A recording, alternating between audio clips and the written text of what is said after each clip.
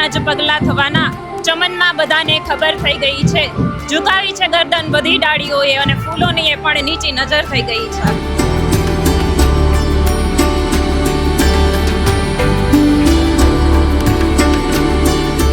જિલ્લાના રાણાવાવમાં જલારામ બાપાના મંદિરનું નવનિર્માણ કરવામાં આવ્યું છે।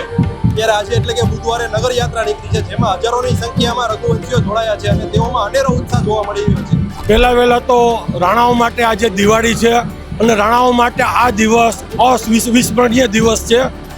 રાણાવાવની અંદર વર્ષોથી સપનું હતું કે એક જલારામ મંદિર બને। આજે કેટલા વર્ષોથી આ રાણાવાવમાં રઘુવંશી ભાઈઓનું એક સપનું હતું કે આપણે જલારામ બાપાની પ્રાણ પ્રતિષ્ઠા મહોત્સવ મંદિર બનાવીએ અને આજે એ સપનું અમારું પૂરું થાય છે।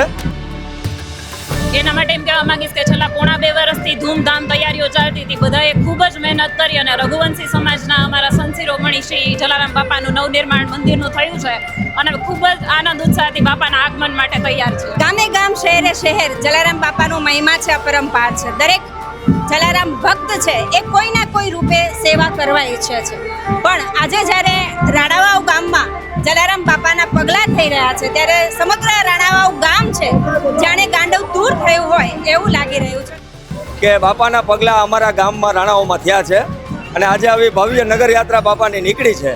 તો બાપાને નવનિર્મિત મંદિરની અંદરમાં શુક્રવારે આપણે પ્રતિષ્ઠા કરશું અને જલારામ બાપા સર્વે રઘુવંશી ભાઈઓને આવી જ રીતે પ્રેરણા કરતા રહે કે રઘુવંશી ભાઈઓ આવા ધાર્મિક કાર્યો આગળ ને આગળ કરતા રહે। હજારોની સંખ્યામાં અત્યારે ભક્તો છે ઉમટી પડ્યા છે, કારણ કે રાણાવાવનું જે ખુલ્લી આંખે જોયેલું સપનું છે એ અત્યારે પૂરું થવા જઈ રહ્યું છે।